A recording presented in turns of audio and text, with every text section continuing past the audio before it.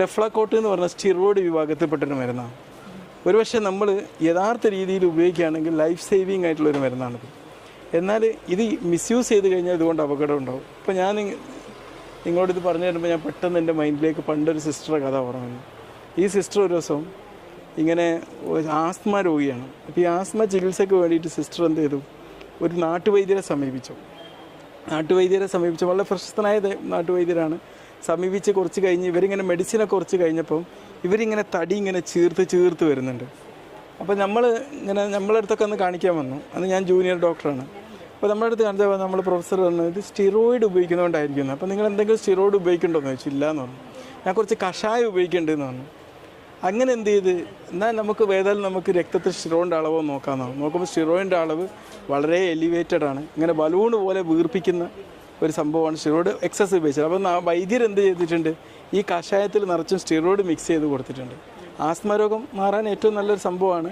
പക്ഷേ അത് ഓവറായിട്ട് യൂസ് ചെയ്തപ്പം അവരുടെ ശരീരത്തിന് അത് ഇൻഫെക്റ്റ് ചെയ്യുക ചെയ്തു. അപ്പം ശരിയായ രീതിയിൽ ഉപയോഗിച്ചാൽ ഏറ്റവും യൂസ്ഫുള്ളും ലൈഫ് സേവിങ്ങുമാണ്. എന്നാൽ മിസ്യൂസ് ചെയ്ത് കഴിഞ്ഞാൽ അപകടവുമായിട്ടുള്ളൊരു മെഡിസിനാണ് സ്റ്റിറോയിഡ് എന്ന് പറഞ്ഞാൽ. ഇവിടെ പലതരം സ്റ്റിറോയിഡുകൾ നമ്മുടെ കൈപ്പിടുന്നുണ്ട്. ഓക്കെ, അതിനെക്കുറിച്ച് കുറച്ച് കാര്യങ്ങൾ ഞാൻ സ്റ്റുഡൻസിന് പറഞ്ഞു കൊടുക്കുകയാണ്. അപ്പോൾ അവരോട് പറഞ്ഞു കൊടുക്കുമ്പോൾ നിങ്ങളോടും കേട്ടോട്ടെ വിചാരിച്ചിട്ട് വീഡിയോ ആയിട്ട് എടുക്കുക. എന്തിനൊക്കെയാണ് സ്റ്റിറോയിഡ് കൊടുക്കുന്നത്? ഇപ്പോൾ ഒരു ആസ്മ രോഗിക്ക് ഇപ്പോൾ ഔട്ടോ ഇമ്മ്യൂൺ ഡിസീസുകൾ എന്ന് പറയും. ഔട്ടോ ഇമ്മ്യൂൺ ഡിസീസ് എന്ന് പറഞ്ഞാൽ അതെന്താണ് സംഭവം?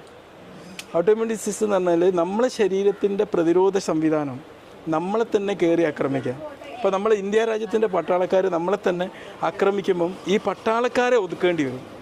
ഈ നമ്മുടെ ശരീരത്തിലേക്ക് വരുന്ന ഫോറിൻ ബോഡിയെ നമ്മൾ വിശേഷിക്കുന്ന പേരെന്താണ്? ആൻറ്റിജൻ എന്നാണ് പറയാം. ആൻറ്റിജൻ എന്ന് പറഞ്ഞാൽ ശത്രുവാണ്. ചിലപ്പോൾ ഒരു വൈറസ് ആയിട്ട് വരും, ഒരു ബാക്ടീരിയ ആയിട്ട് വരും, ഒരു ഫംഗസ് ആയിട്ട് വരും, ചിലപ്പോൾ വിഷവസ്തുക്കളായിട്ടൊക്കെ വരും. ഈ ആൻറ്റിജൻ ശത്രു ഉള്ളിലെത്തിക്കഴിഞ്ഞാൽ അപ്പം നമ്മുടെ ശരീരം എന്ത് ചെയ്യും, ഇതിനെ പൊരുതി തൊഴിക്കാൻ വേണ്ടി ആൻറ്റിബോഡി പ്രൊഡ്യൂസ് ചെയ്യും. ഇപ്പോൾ എന്തൊരു വൈറസ് എത്തിയാലും പ്രൊഡ്യൂസ് ചെയ്യും.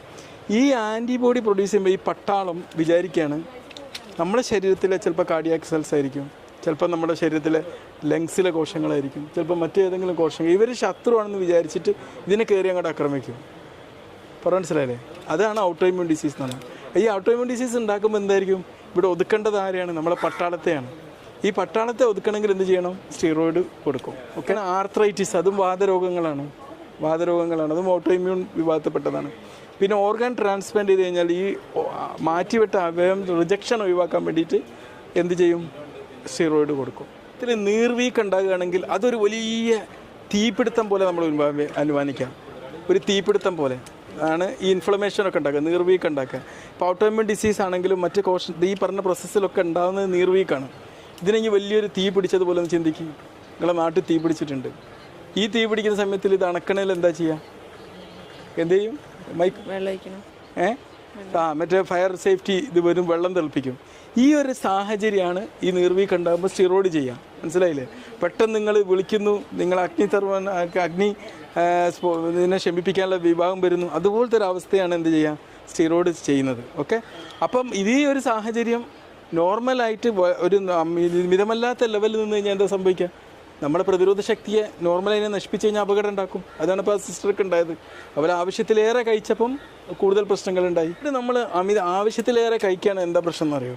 ഇപ്പം നിങ്ങളെ ബൈക്കിന് ഒരു ബ്രേക്കില്ല, എന്നിട്ട് അതിന് ഓടിക്കാൻ ലൈസൻസ് എന്ന എന്തായിരിക്കും അവസ്ഥ? ഇപ്പോൾ നമ്മുടെ ബ്ലോഗറെ സ്കൂട്ടിക്ക് ബ്രേക്കില്ല, എന്നിട്ട് അതിന് ലൈസൻസ് കൊടുത്താൽ എന്തായിരിക്കും അവസ്ഥ? ആ ബൈക്ക് കൊണ്ട് ഓടിച്ചാൽ എന്തായിരിക്കും അവസ്ഥ?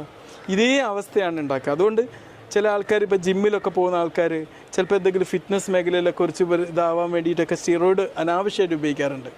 അപ്പം നമ്മുടെ പ്രതിരോധ ശക്തിയൊക്കെ താറുമാറായി ആകെ കുളമായി എന്താക്കും? ഒരു ലൈസൻസ് ബ്രേക്ക് ഇല്ലാതെ വണ്ടി ഓടിക്കുന്ന അവസ്ഥ ഉണ്ടാകുക, ശരീരത്തിൽ അപകടം ഉണ്ടാക്കി ബലൂണ് പോലെ അങ്ങോട്ട് ചേർത്ത് വരുന്ന സാഹചര്യമൊക്കെ ഉണ്ടാക്കും. പറഞ്ഞാൽ ഡോക്ടർമാർ നിങ്ങൾക്ക് സ്റ്റിറോയിഡ് എഴുതി തരുമ്പം അതിൻ്റെ സ്പെസിഫിക് ലക്ഷ്യത്തിലായിരിക്കും. ഇപ്പോൾ കഴിഞ്ഞ ദിവസം ഒരു കണ്ണിൽ അവിടെ ഞരമ്പിലേക്ക് നീരിറങ്ങിയിട്ട് ഒരു സ്റ്റിറോയിഡ് കൊടുത്തു. അവർക്ക് പ്രെഡ്നിസലോൺ എന്നുള്ള ഗുളിക 40 mg ഫസ്റ്റ് കൊടുത്തു, പിന്നെ അത് 20 ആക്കി, പിന്നെ 10 ആക്കി. ഇങ്ങനെ ഷോർട്ട് ചെയ്തിട്ടാണ് സ്റ്റിറോയിഡ് നിർത്തുക. മനസ്സിലായി? ഒറ്റയടിക്ക് നിങ്ങൾ സ്റ്റിറോയിഡ് ഗുളിക കഴിച്ചാൽ അങ്ങോട്ട് സ്റ്റോപ്പ് ചെയ്യാൻ പാടില്ല. അതിങ്ങനെ ടേപ്പർ ചെയ്ത് കൊണ്ടുവരിക എന്ന് പറയാം. ഓക്കെ. അപ്പോൾ കുട്ടികളെ, നിങ്ങൾക്ക് സ്റ്റിറോയിഡിനെ കുറിച്ചുള്ള അറിവ് കുറച്ച് വ്യക്തമായില്ലേ? നിങ്ങൾക്ക് വേണ്ടി കുറച്ച് തമാശ രൂപത്തിലാണ് ഞാൻ പറഞ്ഞത്. ഇനി കുറച്ചുകൂടി കാര്യങ്ങൾ സ്റ്റിറോയിഡിനെ കുറിച്ച് എന്തെങ്കിലും ഡൗട്ടുകളൊക്കെ ഉണ്ടെങ്കിൽ ചോദിച്ചറിയാം.